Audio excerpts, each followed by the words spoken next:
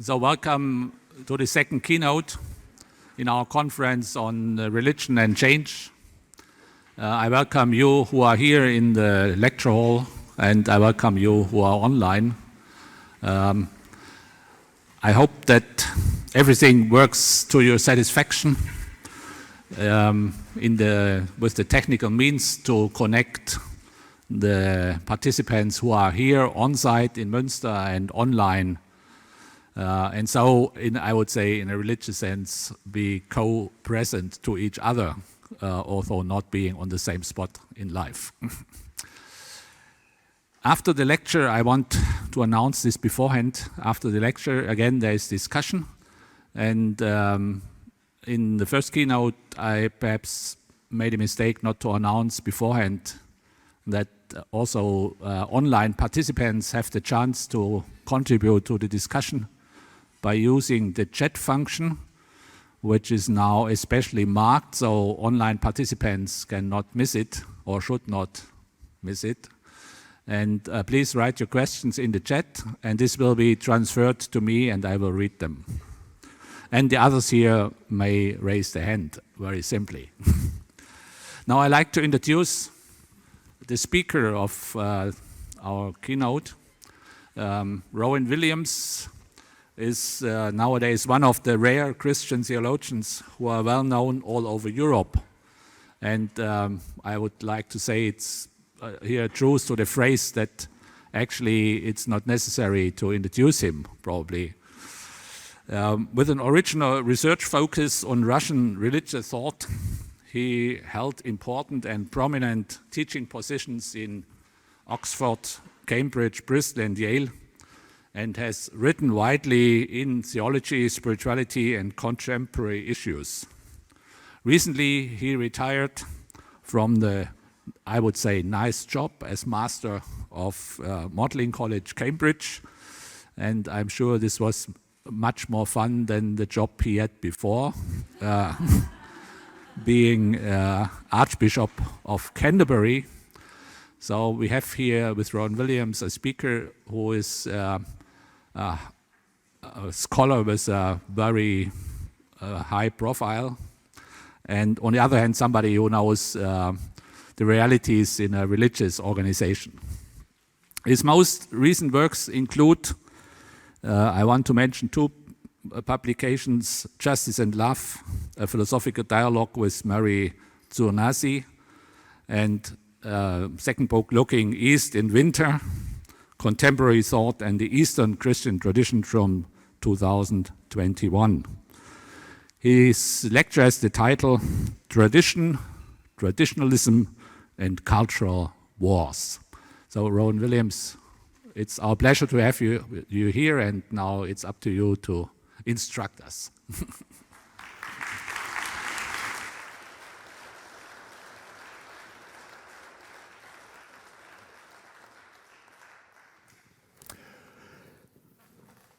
Well, good afternoon, everyone, and thank you very much for the opportunity to speak in this most distinguished forum.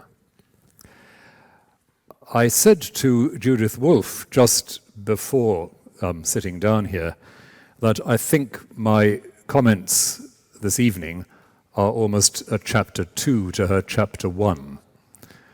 You may see some of the continuities and the parallels between themes we've touched upon. Like Judith, I want to come at some of the theological issues by a rather roundabout route.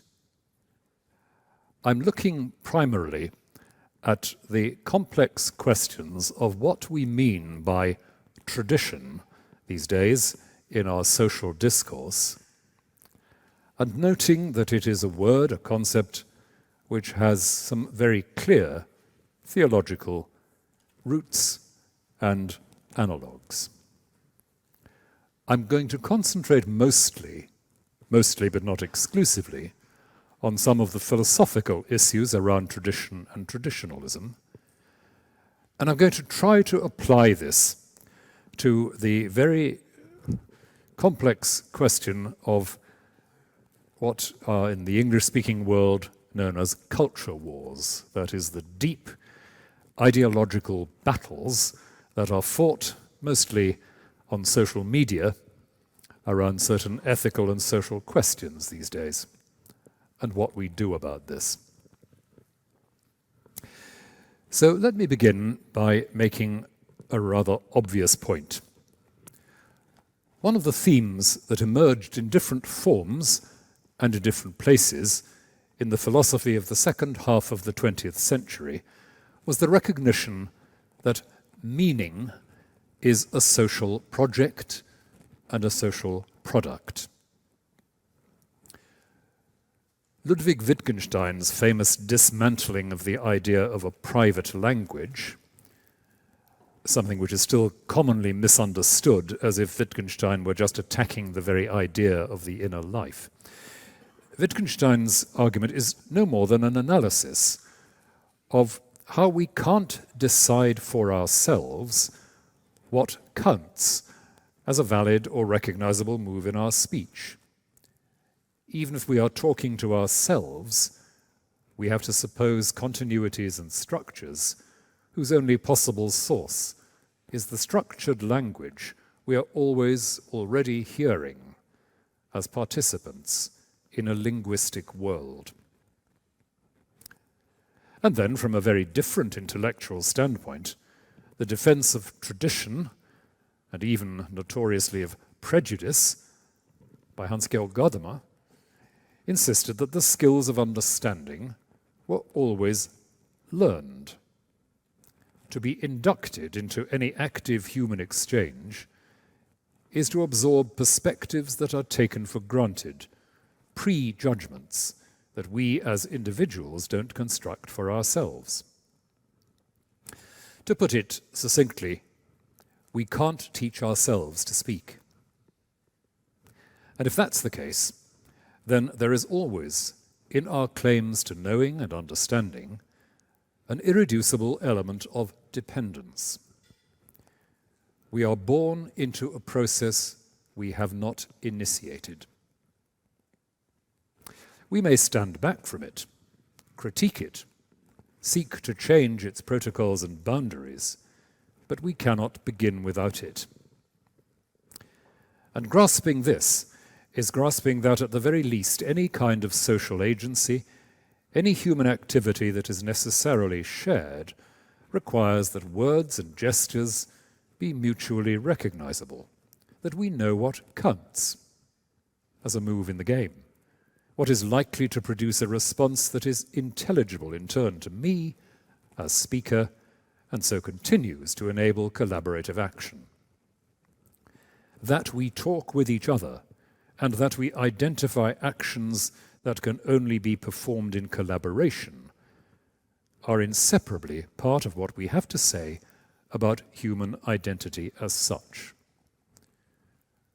When all has been said that has to be said about the metaphysical complexities of talking of the human as such, the fact is that talking about the human as such means we have to make sense to each other, to some extent, as every lecturer knows. And that means also acknowledging that our emergence as human agents, which includes our emergence as self-reflective subjects capable of scrutinizing and revising what we say, assumes a structured world of meaning. The British Catholic philosopher John Haldane puts it neatly. The very idea that we can conceive of ourselves as agents entering into a scheme of political association independently of knowing ourselves, however inarticulately, to have a particular socially constituted nature is incoherent. As incoherent, indeed, as supposing that one could think of oneself as entering into a commercial transaction as a banker, independently of locating oneself within an order of financial exchange. But what's more, we learn this socially constituted nature by a wide variety of means, many of them more or less tacit, implicit. We pick up our clues from custom and story, from what T.S. Eliot in his little essay on culture famously called forms of festivity, the rhythms of a calendar. What, when, and how do we celebrate? And as Eliot himself also noted, we pick up our clues even from the conventions of local cuisine. We do that just as much as we do from explicit instruction in ideals or proprieties or protocols. So that in this connection it's clear enough that learning how to understand is precisely not a matter of absorbing universal rules of reasoning. Circles of recognition and recognizability gradually widen, press at their boundaries, advance or retreat, in and through the contingent tensions of actual encounter. Think of the common experience of discovering how to decode physical gestures in an unfamiliar setting. What is a harmless hand movement in one setting turns out to be a mortal offense in another. Those of you who've spent time in India will perhaps recognize, I won't demonstrate, the ambiguity of certain gestures we use in Europe for beckoning people to come to you, which means something very different in India. And a shake of the head may indicate assent in one context and negation in another. I look at my audience and wonder whether those who are shaking their heads or nodding their heads are assenting or dissenting to this. So, a recognizable grammar comes into light only gradually as a result of attention and willingness to spend time being taught. To spend time being taught. Now, all this is to say that if the notoriously slippery word culture has a central area of definition, it has something to do with these meanings that we don't make for ourselves. Gadamer's prejudices, if you like. And tradition is very broadly the process of transmitting such meanings, the pedagogy of recognition. As Gadamer and his followers have been at pains to underline, this has nothing to do with somehow privileging inherited wisdom over innovative thinking. It is rather a serious intellectual warning against the fantasy that we can definitively locate a place for thinking that's free from prejudgment and the givenness of certain social determinants. Effective and adequate interpretation begins with the acknowledgement of this, with a self-questioning that informs our questioning of the system we stand in. In slightly different terms, we need to be aware of what it is in what we have received that allows or even mandates the challenge we may put to that very received set of meanings. As somebody once put it decades ago, a good tradition trains its critics. Our critique is never generated or delivered from nowhere, from a given or self-evident territory of universal rationality. Well, the last 70 years or so in philosophy have left us with a rehabilitation of tradition in some quarters, at least to the extent of a radical questioning of certain myths about universal rationality. The vastly influential work of Alistair MacIntyre has familiarized the English-speaking world with the conceptual weakness of such mythologies and made a powerful case for rethinking our theories of knowledge and reasoning so as to do better justice to the material and historical inheritance of reasoning practices. But does this mean we are left with no general criteria for what counts as reasoning itself? Pope Benedict XVI famously argued on several occasions that the malaise of modern Europe was largely to do with the abandonment of an ideal of reason that transcended cultural specificity or partisan interest. In brief, does the rehabilitation of tradition condemn us to relativism? Is the price of a new seriousness about tradition and inherited belonging an opening of the door to a chaos of identity politics and a comprehensive postmodern pluralism? with the unwelcome implication that in such a world, stability comes only by way of victory in a contest of coercive power. Well, the current era of culture wars and assiduously fostered skepticism about public truth is one in which we might well wonder whether the retrieval of tradition simply entrenched and canonized a violent tribalism. What I want to suggest is that this negative conclusion isn't the only way of reading the possibilities opened up by the philosophies of Gadamer or MacIntyre. Paul Ricoeur's analysis of the debates about tradition and reason suggests another perspective and a way back to some sort of universalism about the human condition. And there's a family of theological reflections on tradition that can perhaps fill this out further, helping us to see that the contemporary configurations of what tradition and culture mean may have to be questioned very seriously. And understanding the flaws in these contemporary configurations may help us see that certain modern appeals to tradition are part of the problem rather than the solution in recovering what tradition once meant and why it matters. So much by way of preface. In 1973, Paul Ricoeur published two substantial essays, overlapping quite a bit in their argumentation. One of these is translated as Ethics and Culture, and a somewhat better known and longer piece on hermeneutics and the critique of ideology accompanies it. Taken together, these two essays offer a very acute and suggestive intervention in the Gadamer-Habermas debate about the relation of tradition and critique, or rather, the relation between two idioms of philosophical analysis, one of them conceiving the philosophical task as essentially participatory, taking forward of an always presupposed human conversation, and the other insisting on the priority of exposing the distortions that routinely and covertly pervade and frustrate universal communication.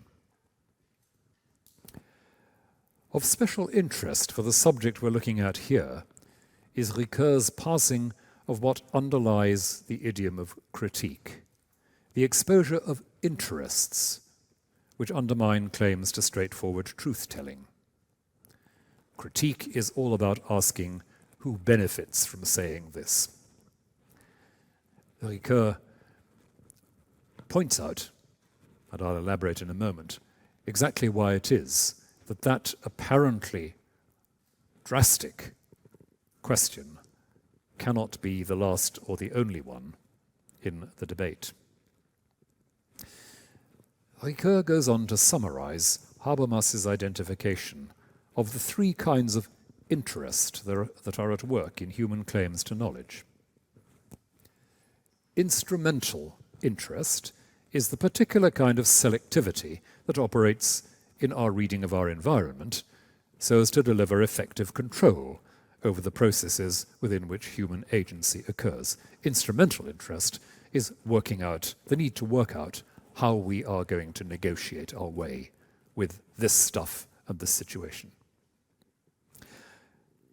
Practical interest is a bit more to do with how we set out to acquire a knowledge that will enable the communication of norms and expectations, the maintenance of certain sorts of human continuity, in a way that allows those involved in the exchange to own for themselves the ongoing processes of society at whatever level.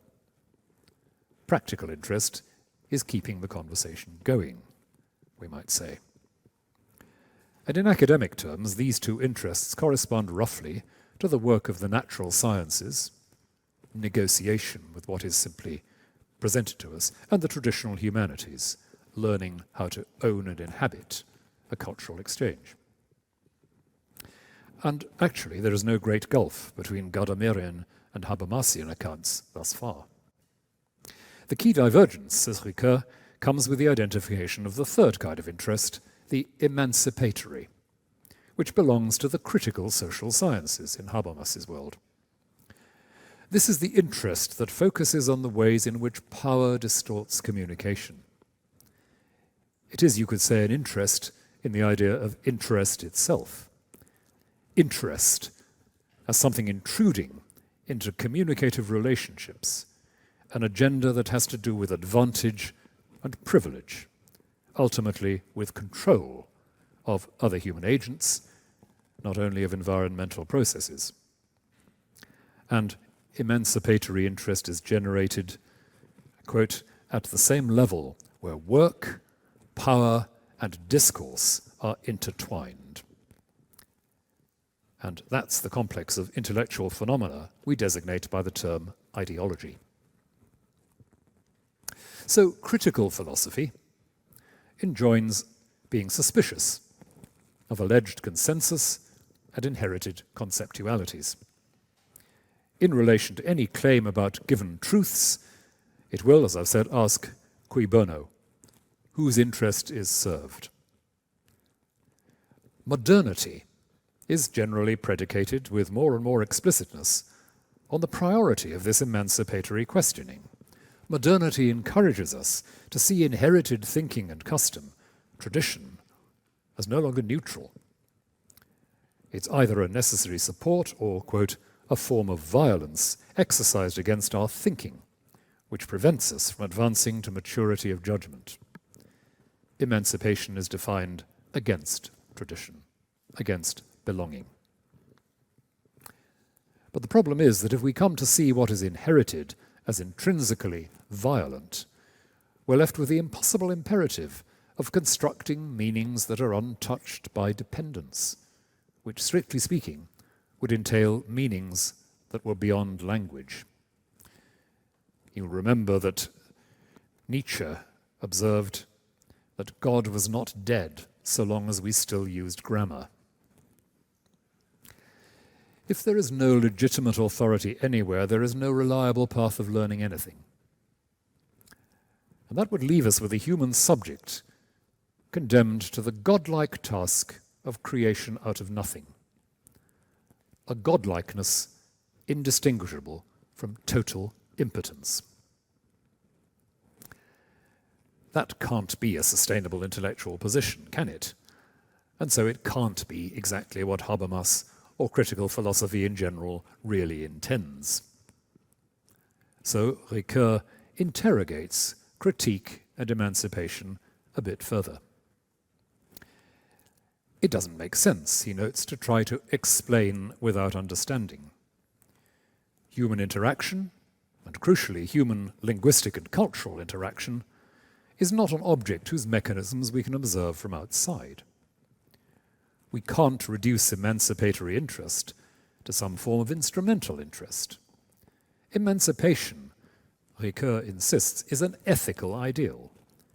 It begins in a judgment of value, the value of human communication itself, and as such it is significantly different from a valuation grounded in instrumental judgments of functional success or even practical problem solving.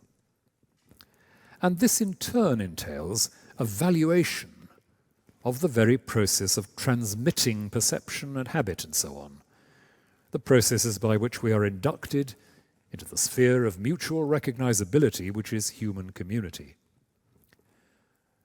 Critique, stripped of this valuation of transmitted understanding, is, says Ricoeur, empty and anemic.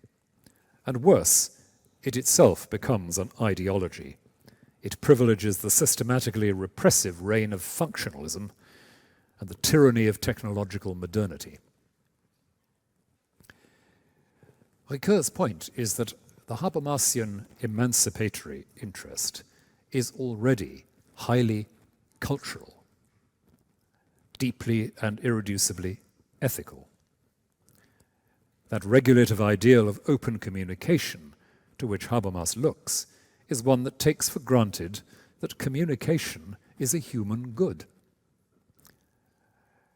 Ideology is an ethical problem because it impedes active common life, because it impedes tradition, you might say very provocatively.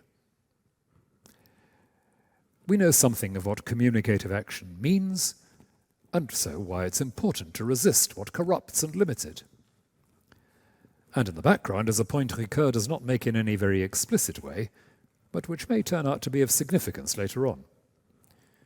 Communication is the means by which we are made actively human, and unrestricted communication is important because it allows the exchange of what a more overtly religious discourse might call gift and communion. Why is open communication good? Because it is something to do with the capacity to receive a gift in every communicative exchange, a profoundly theological assumption. And then Ricoeur turns to hermeneutical philosophy from critical philosophy, with a complementary insight. Characteristically, interpretation isn't just a simple process of unquestioning reception, because its objects, the objects of interpretation, are in the widest sense textual. Traditions articulate themselves and become objects of reflection to themselves in the various symbolic codes in which they work and live. Meaning is distanced from individual authors or speakers. It is mediated in cultural production, and so it becomes a site for debate. Once you've said it, it can be argued with. Once you've written it, it can be argued with even more. The truth, rather than being a direct, unassailable presence, is something glimpsed, pointed to, contested, just as much as it is affirmed and trusted. And the text, remembering that all kinds of conscious and living communicative practice are included in the term, from books through to dance, ritual, and cooking, the text becomes a world into which the subject is invited so as to stake and articulate a linguistic identity, a presence as subject, by way of what Ricoeur memorably designates as the imaginative variations of the ego, which take place in the processes of reading and interpretation. I love that phrase, the imaginative variations of the ego. But the point is that the hermeneutical exercise is clearly involved in a kind of critical practice, just as much as critical philosophy is involved in hermeneutics. The suspicious critical subject has been reminded that it is itself open to suspicion because it is located, addressed, and, to borrow a favoured term from the great Gillian Rose, invested, as it seeks to engage with other located and invested subjects.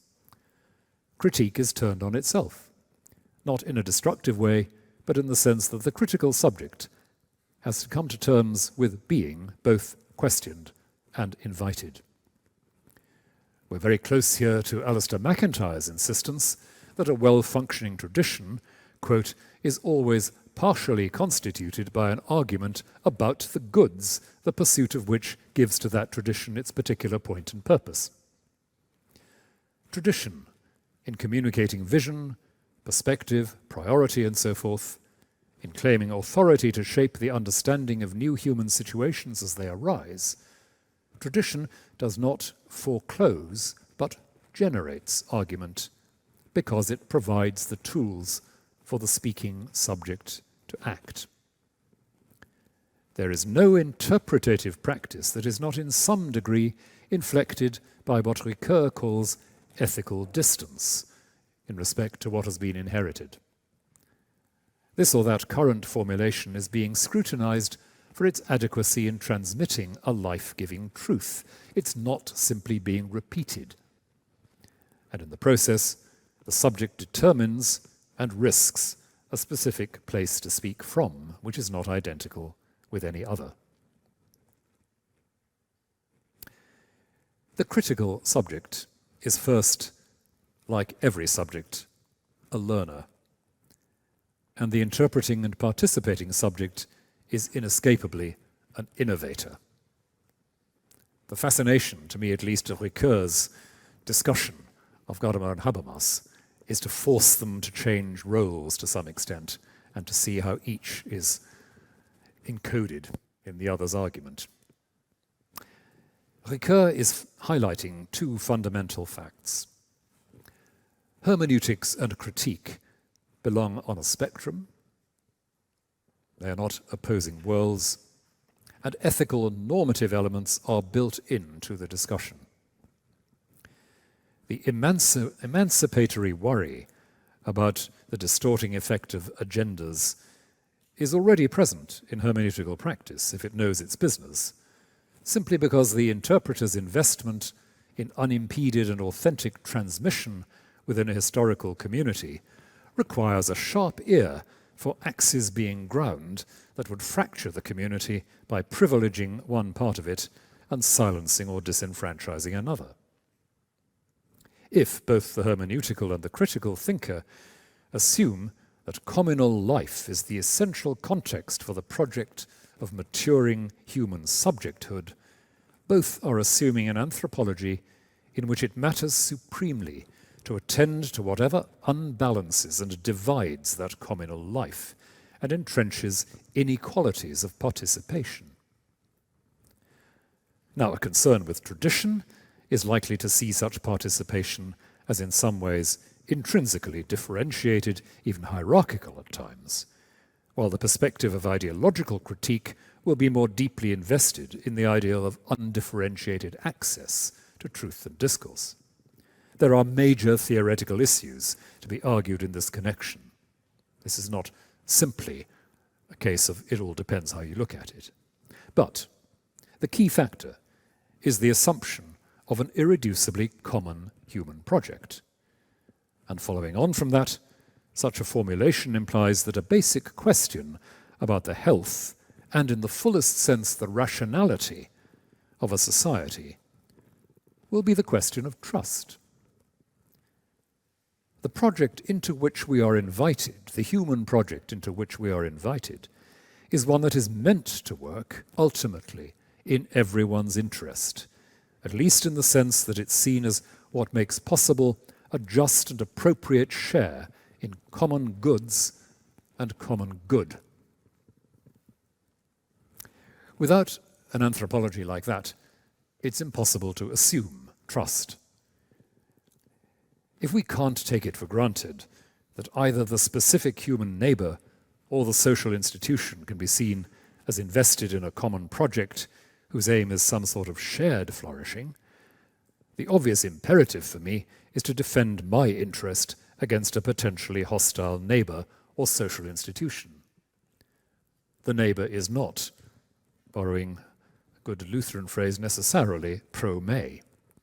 Neither is the social institution. Ricoeur, as we've seen, identified the instrumentalizing tendencies of technological and capitalist modernity as the prevailing ideological force of late modernity. Nearly 50 years on from the writing of his essays, we can recognize his prescience, but we might carry the analysis a bit further. The triumph of instrumental interest has fostered a model of human subjecthood as a disconnected sequence of problematic needs to be met or gaps to be filled. The subject identifies a lack, and the system moves into operation to supply it, to fill the gap. Consumerism, of course, is one word for this, but perhaps it's too weak a designation, because the issue is not just one of marketized commodities. Or more accurately, perhaps, it's about perceiving any and every lack in terms of marketized commodities. See the work of Michael Sandel, for example. Seeing any and every lack in terms of discrete, purchasable solutions to discrete kinds of wanting. Habermasian critique was envisaged as a scrutiny of social history, forces and phenomena that could lay bare interests which prevented critical participation in a common task. But how is it to cope with an ideology that assumes that the irreducible conflict of interest is in fact the fundamental truth of social life? Because that is where a certain trajectory of instrumental interest has taken us. So, if the social fabric overall is failing to generate trust, people will look all the more eagerly for affiliations that will provide the context of mutual recognition that will enable them to grow and thrive. Affiliations whose relation to a wider social or global nexus will be, to put it mildly, varied. And this is the point at which, for example, nationalisms become not just affirmations of the value and human resourcefulness of specific local inheritance, but ideologies invested in the heady dramas of innocence, purity, victimhood, and the like. The local, the particular, has to be not only valuable, but beyond critique. And as such, it's considered as needing unquestioning and uncompromising defense against any suggestion that its history might be morally shadowed like other histories. But the pattern is reproduced in many forms of identity politics when they move beyond the pressure for just reparation and inclusion into a territory where any uncertainty about the exact vehicles for such reparation and inclusion is seen as treachery, and any questioning or delay is cast as actively and maliciously threatening. And the effect of this is inevitably a further fragmenting of identity and an intensified hostility between different subgroups within a marginal or subaltern population, an effect which can consolidate precisely the unjust or violent status quo which is being challenged. Well, here is one of the central paradoxes that needs naming and considering. Faced with the twin problem of an instrumentalized public sphere with the alienation attendant on it, and a balkanized landscape of competing interests, there is a temptation to reach for a reaffirmation of tradition that will once again connect individual lives and experiences with a common social project operating in accord with universal and unchallengeable law. A reaffirmation of tradition beyond critique. But of course, to reach for a tradition is precisely what people inhabiting a tradition don't do. They inherit a perspective which they continue to accept as trustworthy. They don't survey a field of options and decide on one. Which is why traditionalism, as an elective position, is quintessentially modern, in that it presupposes that you start at a distance from any specific traditional scheme. Traditionalism itself thus becomes an ideology, a scheme of ideas and perspectives whose purpose is to defend a particular interest. As such, it is in part designed to tell you who can not be trusted or recognized. It must present itself as a conscious bid for certain sorts of power or liberty of expression, and so it must also create the narrative of a disempowerment or repression against which it revolts.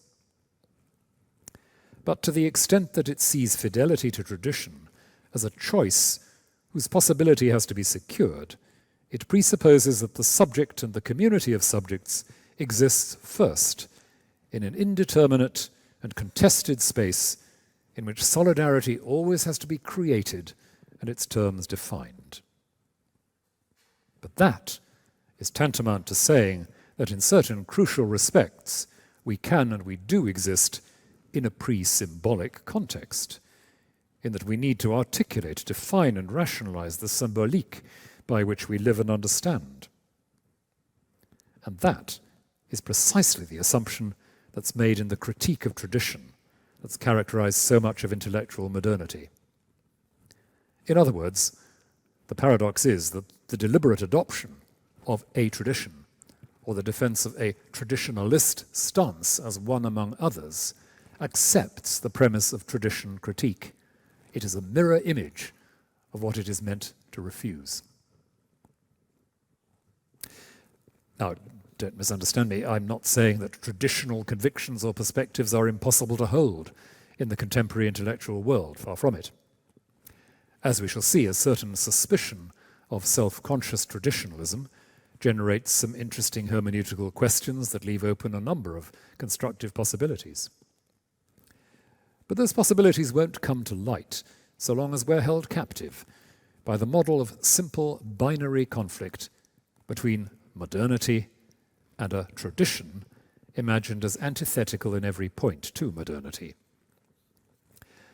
Dissolving this binary in the terms in which it's usually presented these days, which is dissolving the very notion of a culture war, involves some further thinking about a theme we've already touched on, the learned character of our convictions and the reflexive feedback that makes tradition itself an active and formative force. We've noted how Ricoeur highlights those elements in the Gadamerhian picture of tradition, which emphasize that a living tradition continues to generate new problems for itself and is defined by a shared history of debate as much as by a set of fixed positions. One of the oddest aspects of the current landscape of dramatic polarities is the failure to inquire about how new positions, radical positions, are actually arrived at, and what moral or other authority they appeal to. And when such questions are pursued, the map looks a bit different, I suggest. A number of neuralgic problems will appear as conflicts internal to a shared discourse rather than a collision of self-contained intellectual worlds. Well, I've been very abstract so far, so let's try and turn to a couple of pretty difficult culture war debates to see how what I've said just might bear on some actual problems. I'm going to look at a couple of controversies that are often treated as tribal markers, almost tribal tattoos in the culture wars. Let's begin with the bitter controversies over the rights of persons to determine their gender identity and to have a voice in shaping the social conventions that would guarantee recognition of their self-determination. These controversies have brought to light a number of apparent polarities, not least among feminist theorists and advocates.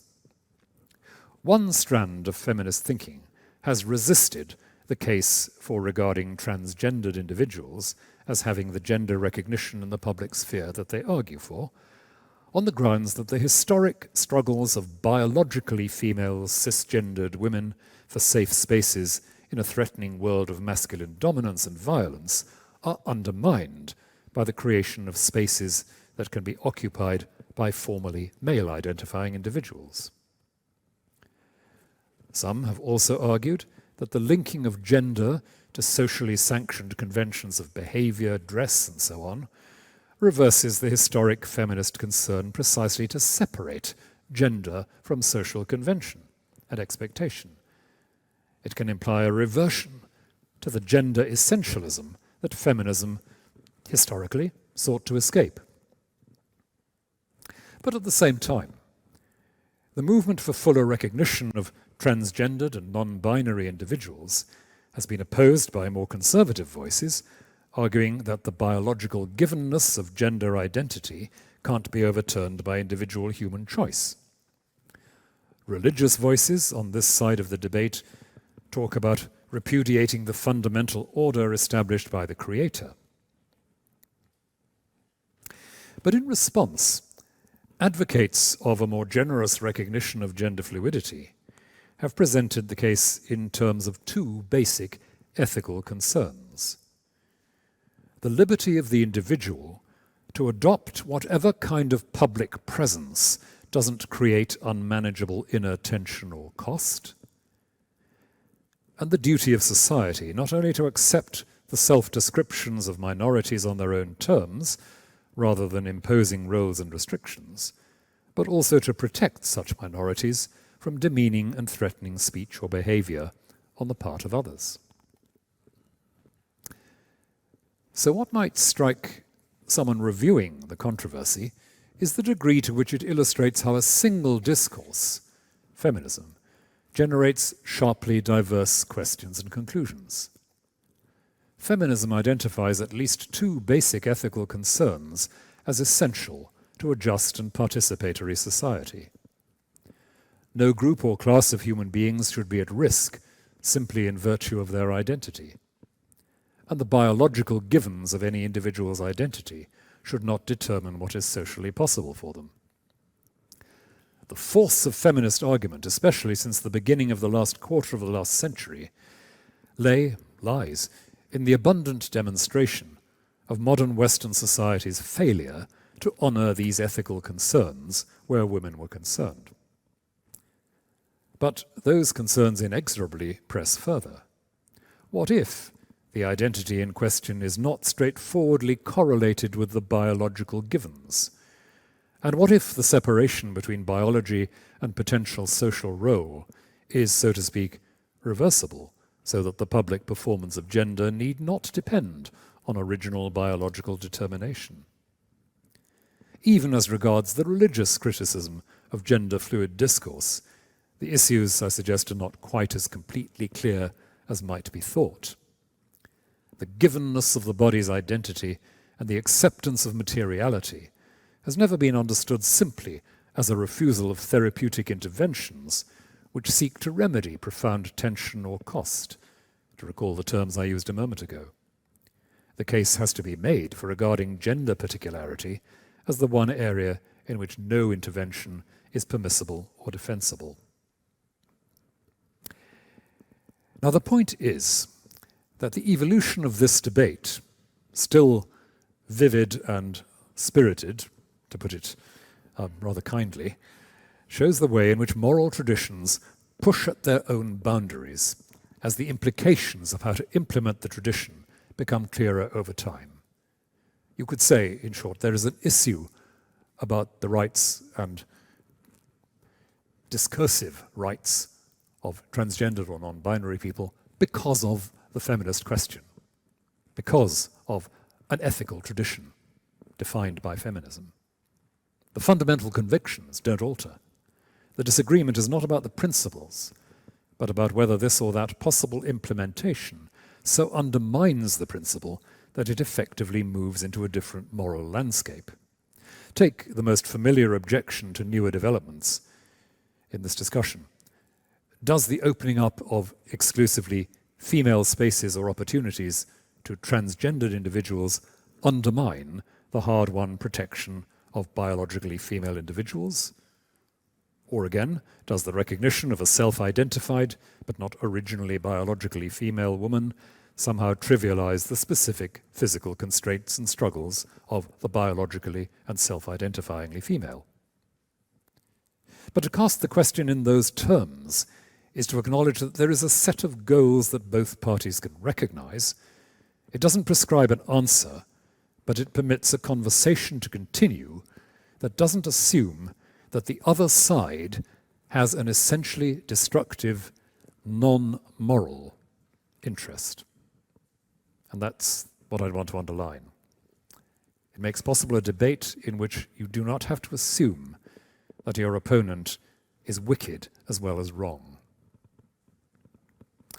By looking at the process by which people reach conclusions on the basis of recognizable principles, you can perhaps configure the debate as something other than the collision of alien universes. Another issue you could analyze in a similar but distinct way is something specific in some ways to the United Kingdom, but has plenty of analogues in other European and other states, not least in Germany. It's the question of immigration policy. Here, too, the debate at first seems to be cast in the language of a competition between total moral universes, rival and mutually impervious systems. The vision of a hospitable society opposed to a nationalist and exclusive one. Or the vision of a secure and manageable society opposed to an irresponsible and chaotic one, incapable of employing and caring for its own citizens, and colluding with an economic model of disposable and mobile labor that's dehumanizing for everybody. Now, this instance is just a bit more complicated than the first, in one respect at least. Whereas it would be very hard to find a transgender advocate who actively wanted to eliminate biological difference or to sanction the humiliation of women, or a critic of gender fluidity who actively wanted to enshrine discrimination and legal penalties for people who've experienced transition of any kind, there really are opponents of more open immigration policies whose words and actions provide evidence of racism, crude cultural protectionism, and an allegiance to mythical and unhistorical pictures of national or ethnic purity. And I just don't know how conversation with such people can unfold. Like a good Anglican clergyman, I'm trying to see the best possibilities for conversation rather than immediately rushing for the brick wall. But it's still possible to configure the more serious debate within a single moral universe. There is widespread acknowledgement of a general duty to rescue other people at risk, even if they're not your immediate kin. There is an acknowledgement of the profound dangers of policies that actively encourage the development of a homeless global proletariat. And so there's an acknowledgement of the imperative to build sustainable local economies in all the world's nations. There is recognition of the irreversible cultural diversity of many developed societies, and there is a skepticism about myths of racial and cultural purity. When the immigration debate is serious, and it sometimes is, not often enough, but sometimes, there are points of convergence and mutual intelligibility around areas like these. They can focus attention on specific questions that don't instantly appeal to insoluble ideological diversity. Questions about which particular policy decision risks undermining some element in the moral hinterland, about when a restrictive immigration policy imposes unbearable costs on the most highly vulnerable, or when a more open policy actively destabilizes less developed economies, and so on, and so on. But to understand the debate in this framework, that is to ask, what is a particular policy doing to the moral assumptions on which we are together trying to act? That, I think, means that one may take a strong or even uncompromising position, as on the transgender question, without assuming that the disagreement can only be resolved by total warfare. So, tracing positions back to the moral hinterland helps, I suggest, to weaken the tendency to focus on the immediate present of confrontation, to see present debate as symbolizing rival ideologies that are timelessly opposed. Because if we learn how we have learned a position, we learn something about how to disagree about it. It helps us to identify specific issues of policy that might meet reasonable estimates of moral risk. I could say a bit more about how debates currently on the legacy of colonialism can be subject to some of the same analyses, but time is running short. The point is that some of the most visible and contested markers of contemporary, self-consciously progressive social conviction share more than they sometimes think with inherited moral vision. The progressivist is not signed up to a timeless set of moral truths, but has learned a perspective shared with others, even when what has been learned is then put to work to extend and to alter what have been the limits of its application. And that's a point that is worth reflecting on in the context of theological as much as political dispute. There is, as you may have noticed, some disagreement about whether women can receive holy orders in the church. But those debating this most fiercely don't, on the whole, debate whether the church should confer holy orders at all.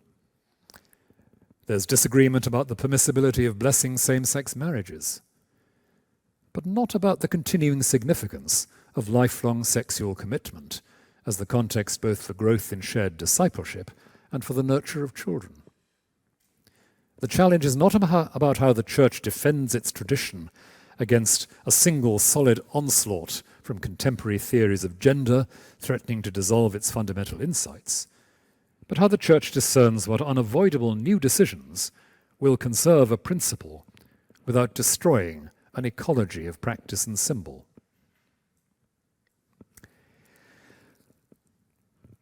Again, to cut the discussion a little short here, What we're seeing, I suggest here, is not the routine myth of a standoff between tradition and revisionism, but a working out of Ricoeur's analysis of the interaction between self-critical tradition and historically literate critique.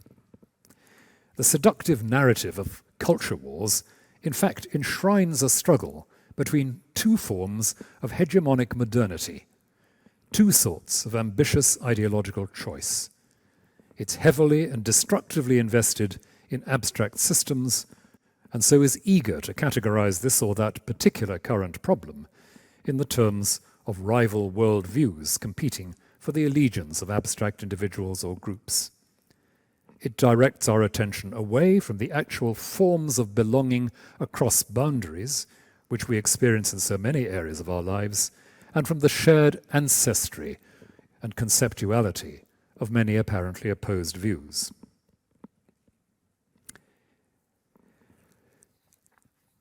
I'm arguing that it's important to do some genealogical work on our positions in current cultural and ethical debates.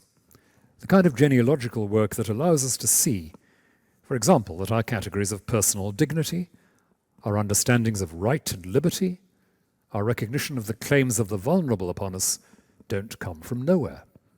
They grow from tradition, in the sense that they're part of a continuing set of arguments.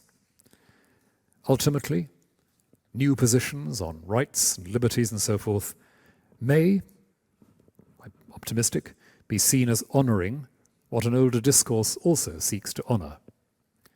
And if there is scepticism about how on earth this or that current development can indeed honour what has been inherited, that scepticism needs to be spelled out and worked at.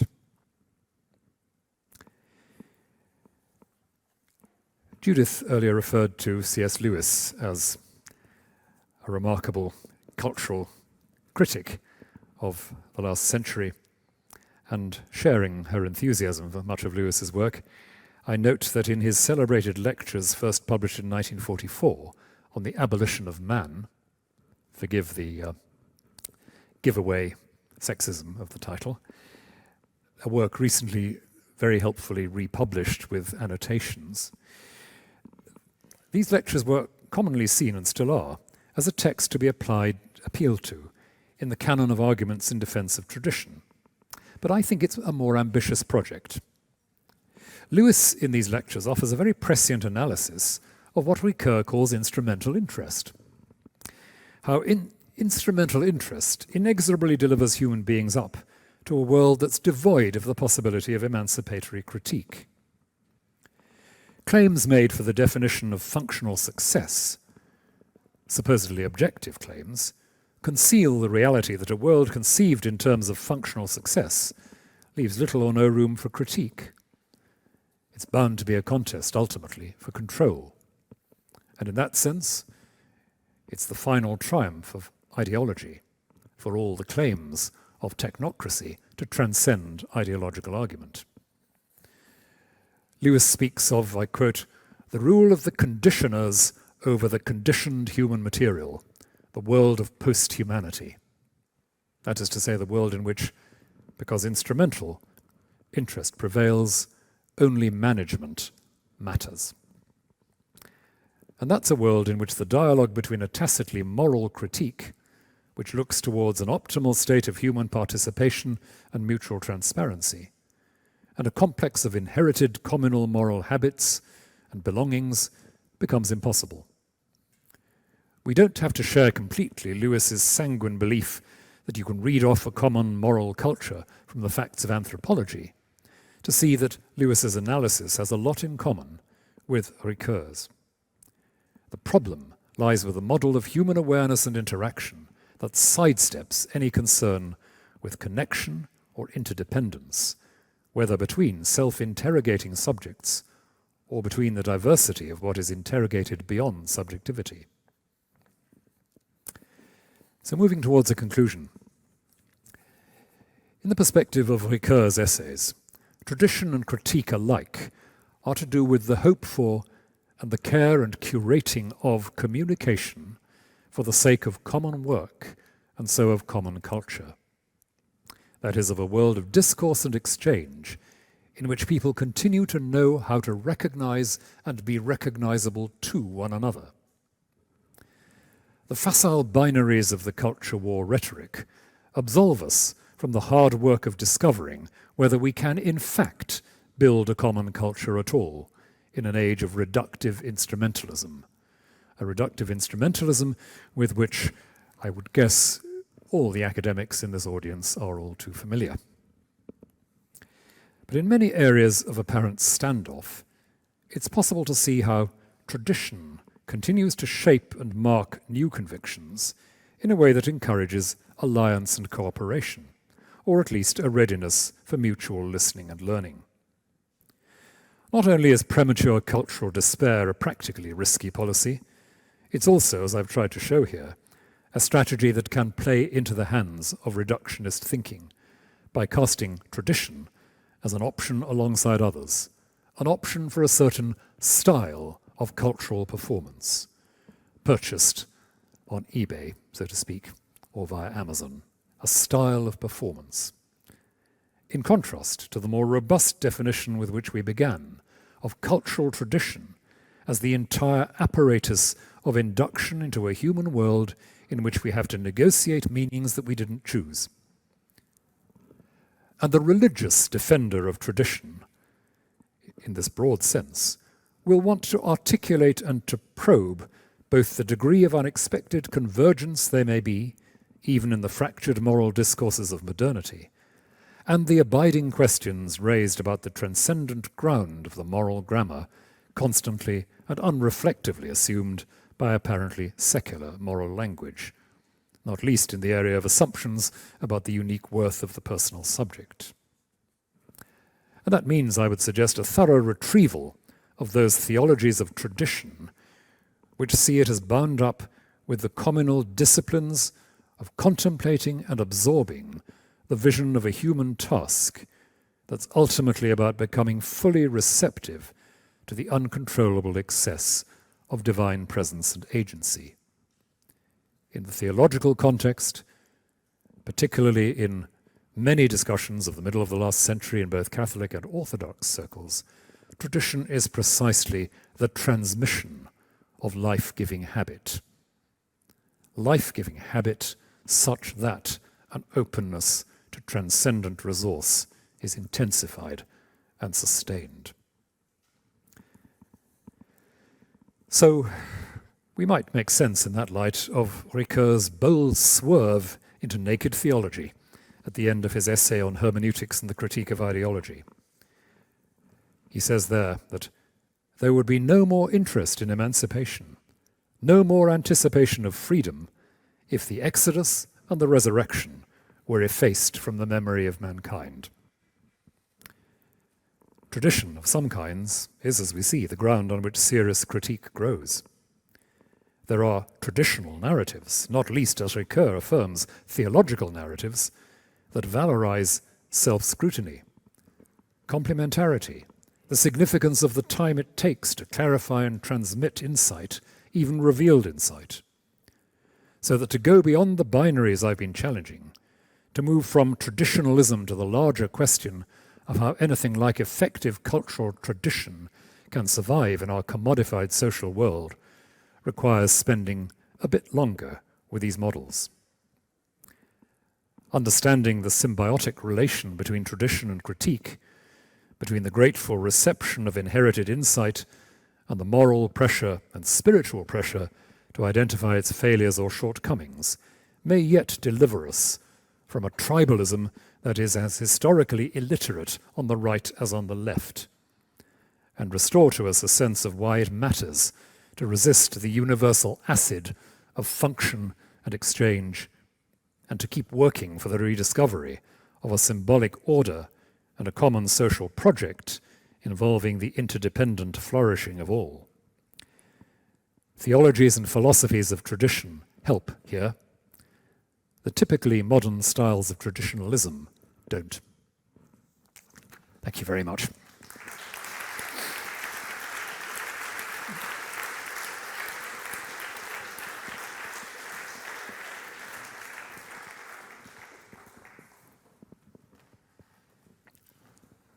Thank you very much.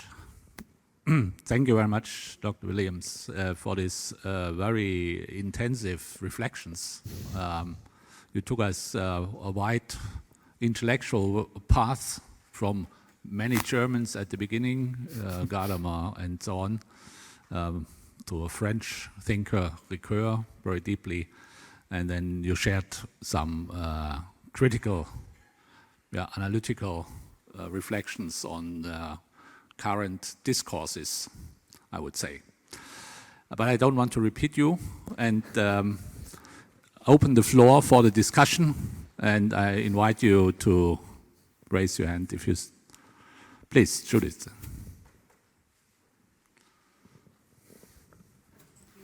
Judith Wolf, University of St. Andrews. Thank you, Rowan, for this very exciting second chapter.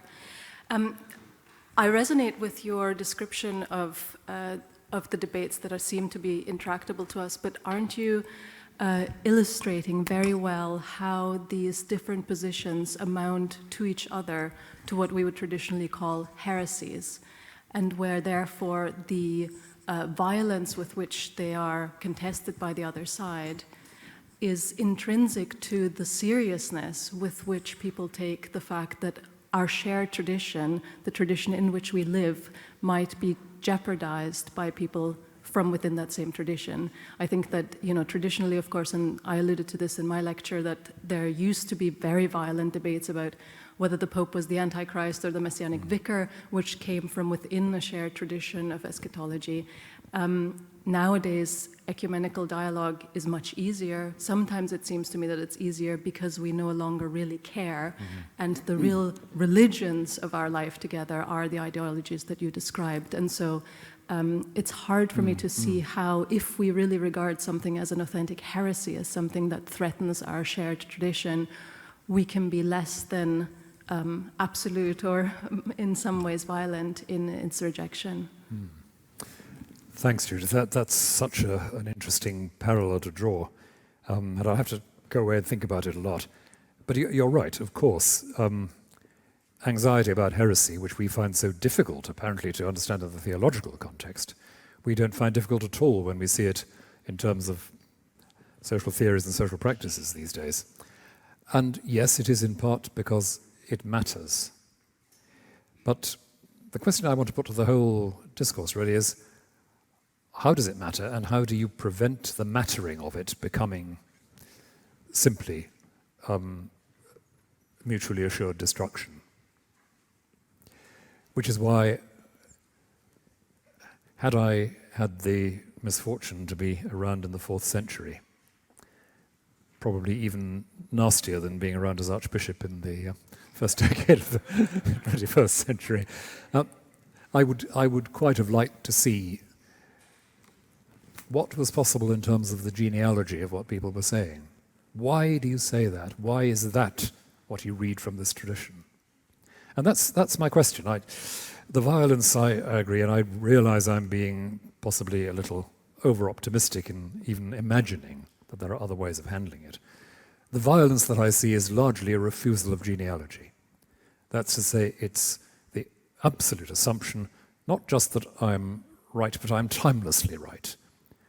I or we have never needed to learn this.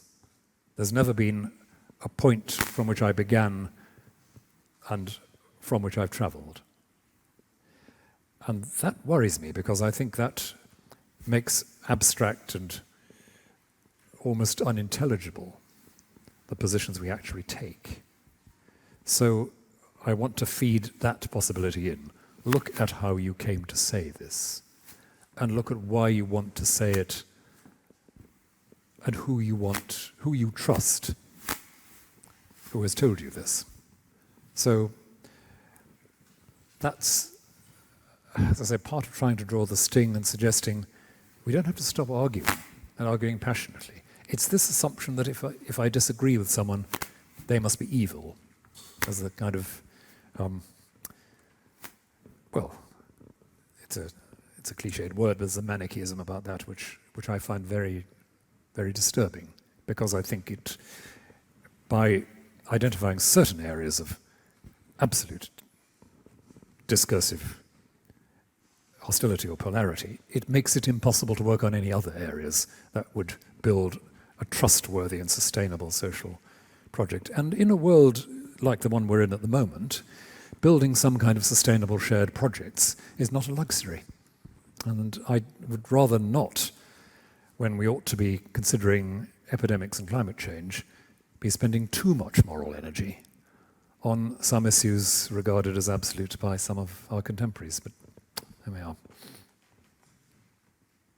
I'll have to think more about it, I promise.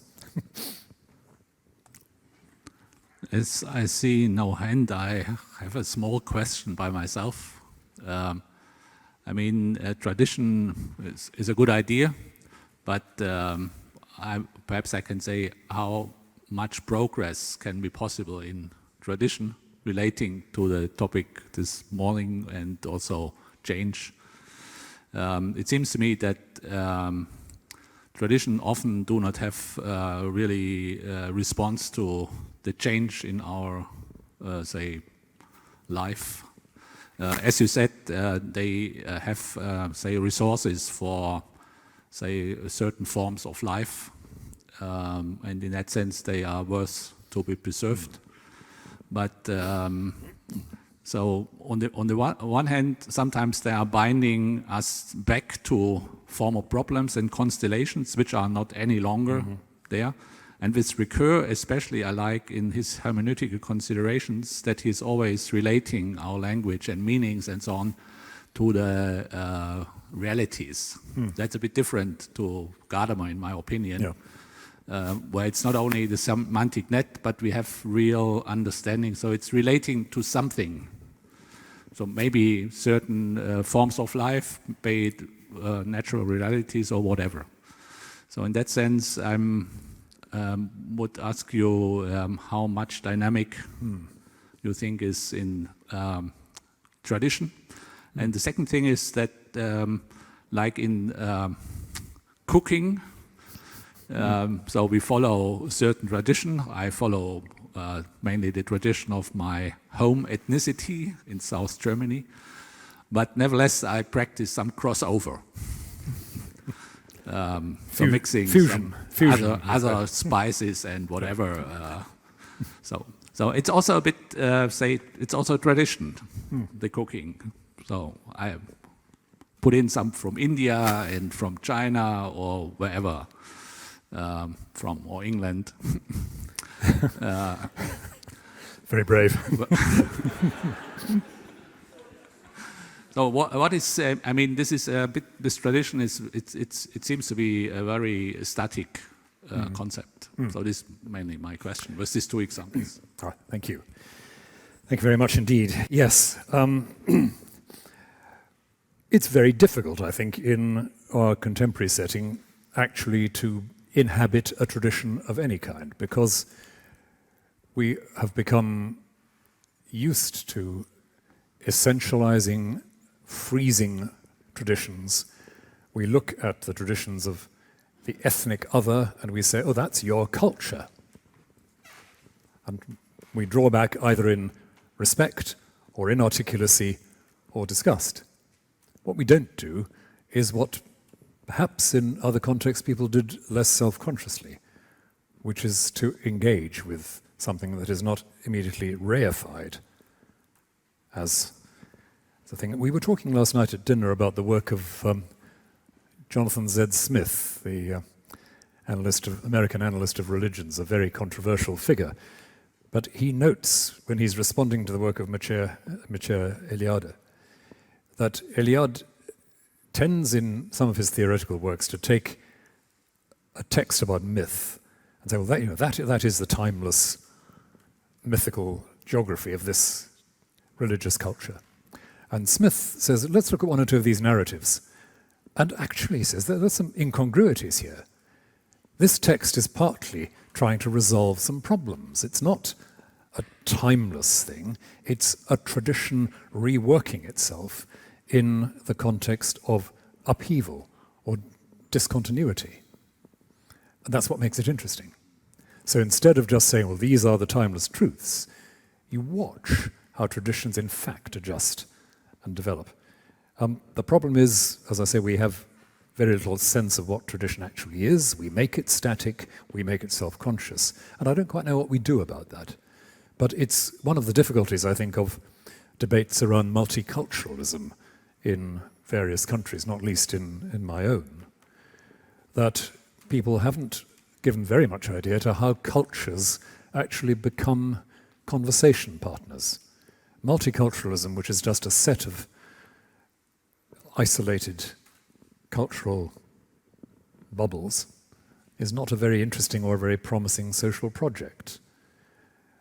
A multicultural world in which different cultures, traditions are interacting and solving problems slightly differently through that engagement, that looks different. But I absolutely take the point that the way we use the language of culture can make it seem profoundly static. But I would guess that in a century or so, we might be able to look at what we would now regard as impenetrably static or traditionalist cultures and note how problems have been resolved and learn from that.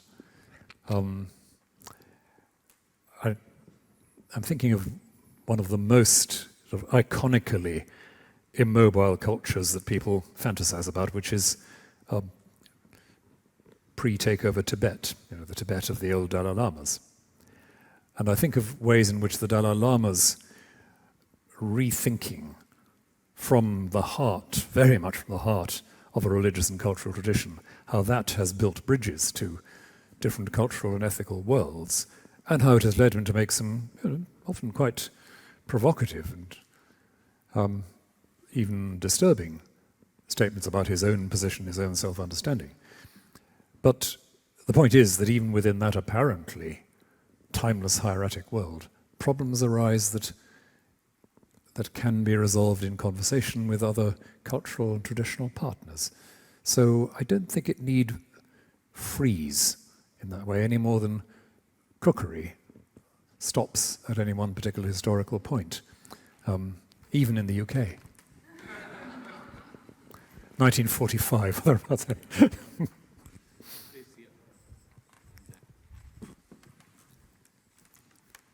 Thank you very much. Deborah Casewell, the University of Bonn. I'm interested in the reason that you focus particularly on discourse and tradition in here, because when I think of some of the debates about that you've been talking about, and I followed some of them in quite some depth, there's often an understanding of what human nature is, that it's going towards a particular end, it has a particular ideal, and it has to manifest in a certain way.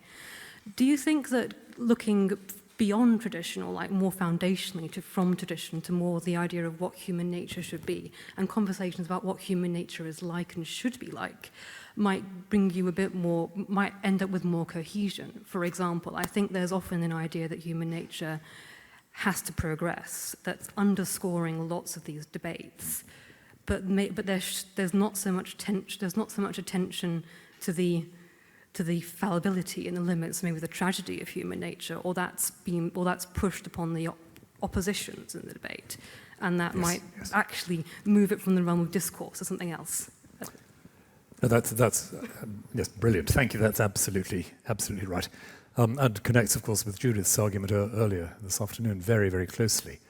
I suppose I'm focusing on tradition and discourse partly because. In my experience, it's quite hard to get people to talk about fundamental disagreements about the human project cold. You have to get them into it by talking about specific questions and digging backwards to what assumptions are being made. You're absolutely right, of course, that the presupposition that the human is naturally a being who progresses, expressed in the idea that a certain moral decision must be on the side of history, a phrase that makes my blood run cold, I must say. That really does carry a huge weight and needs to be called out from time to time. So exactly what are you saying about the deterministic patterns that shape the history we're in?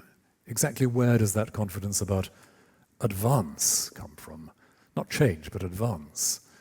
And you quarry away at that, you work away at that until some of those more basic issues come into light. You're absolutely right. That is what we are finally looking at. And I suppose part of what I was groping for in the paper was how it is that within certain debates that seem, uncompromisingly a matter of standoff, when you scratch the surface, there is quite a strong set of convergences around what people are assuming is proper for human beings, as in some of the debates about gender. And it doesn't stop the debate happening, but it says, well, it could just be that here we have two readings of a text of moral tradition. And the question is not which is going to win so that the other disappears, but how we manage a world in which the other is not going to go away, and in which, in fact, there's not a total incommunicability of moral worlds. Just thinking about this in relation to another matter touched on in conversation, obviously the ongoing Jewish-Christian discussion bears quite a bit on this, the way in which we as Christians habitually revert to a kind of supersessionist story in which that was all very well and now it's all changed. And so you belong to the past and I don't have to talk to you now. That's part of the progress thing. And those of you who picked up the Pope's remarks last week about Judaism and the law not, as it were, giving life, yes, recycling a New Testament trope, but in a way which could so easily be read and was read by people as saying, well, you don't belong now. And that's another of the very subtle ways in which we actually dehumanize or marginalize partners in debate. Sorry, I'm wittering on, but that's just to say thank you. Really interesting. I beg your patience because as I encouraged online participants, I have now two statements. I do not forget you. But before, I like to read two questions from the online chat. Ivan Arionia Pelado writes and asks, in your view and experience, how could the most prominent Christian religions assist for 20th century non-Christian and new Christian religious minorities not be discriminated by religious governmental agencies? And Neil Arner asks, members of rival traditions may fail to follow your lead in acknowledging the moral values of outsiders. Should we therefore supplement our repertoire of responses to the culture wars with a facility in immanent critique that identifies incoherences in alternate traditions? I leave it here to you if Thank you very much. Want That's really helpful. to read. Yes, just taking the second one, members of rival traditions may fail to follow your lead. Well, there's the thing. It's not unknown. I'm not holding my breath. Facility in immanent critique that identifies incoherences in alternate traditions. I think that the point about facility in immanent critique is very much what I'd be looking for in a tradition that was living and genuinely exploratory.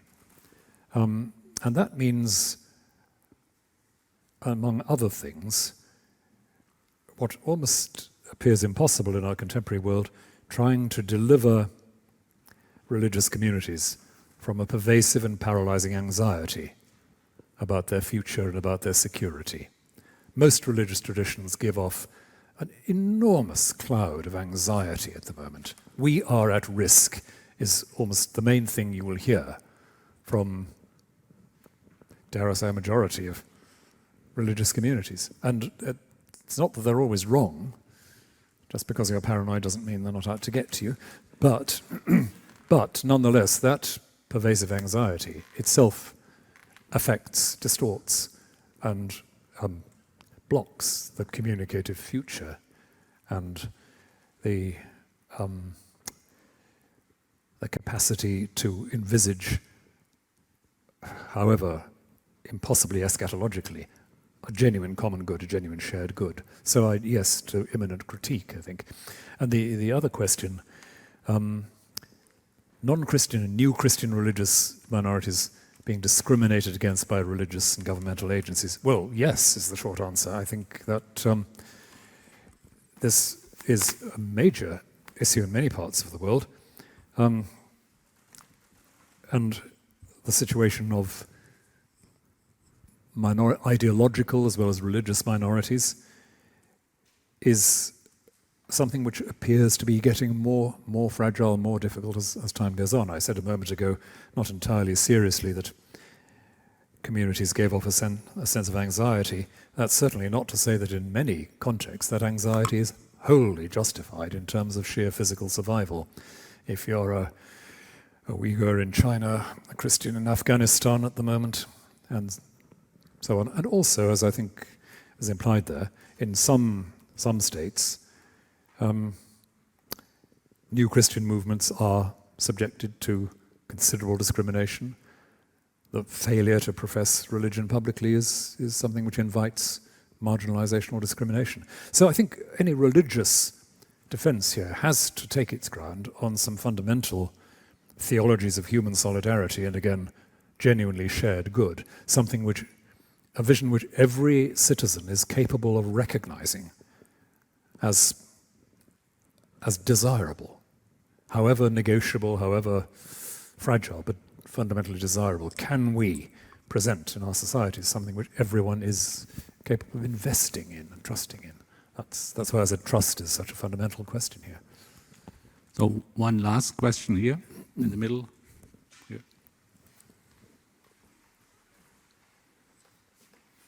Thank you for such an illuminating talk. I'm from the University of Oxford and I'm a DPhil candidate, and I'm very involved in LGBTQI plus conversations of faith, solidarity between different convictions, both what we call side A and side B within the gay Christian world. I think one of the very profound things that you were touching on in terms of communication, and you didn't quite go there, was actually kind of a kenotic element, where the cost to give that solidarity to someone you disagree with, that you see as, you don't want to say a heretic, or at least in a similar way to how Professor Wolf expressed it, there's a deep kenoticism that's required, a great cost.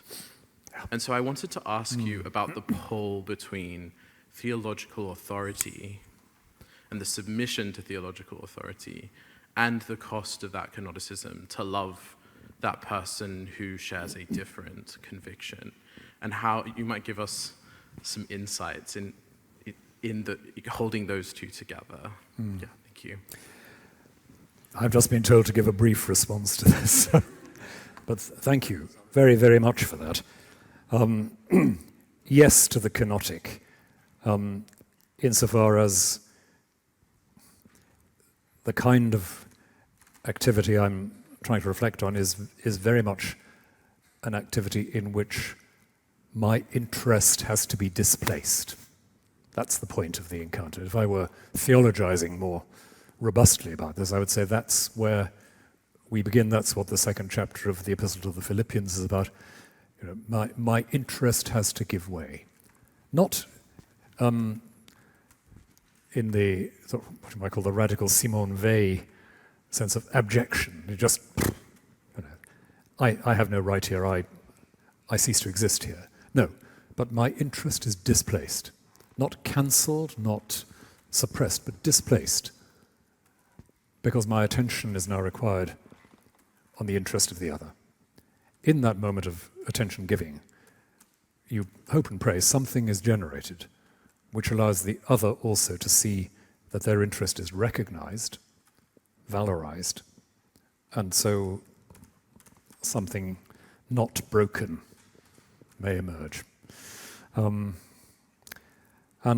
I think here of a project I was involved in very briefly,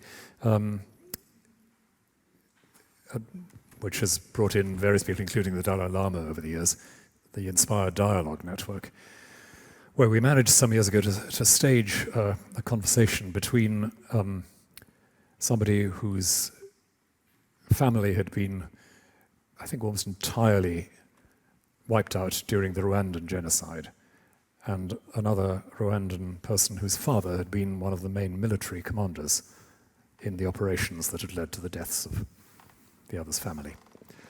We knew this was not going to be an easy conversation, that was the point of it.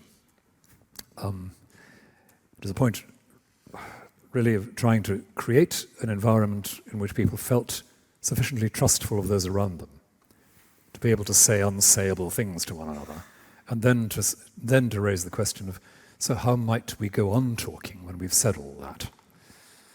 And that's the kind of thing. How might we go on talking when we've said all we want to say about how awful the other is? Because the other is not going away. That's the sort of 101 moral point. The other is not going away. So thank you for a great lecture and a good discussion. And I think we are all inspired and enriched in our mind. And now at the end of the day, you are invited to some drinks. It's not the... Please.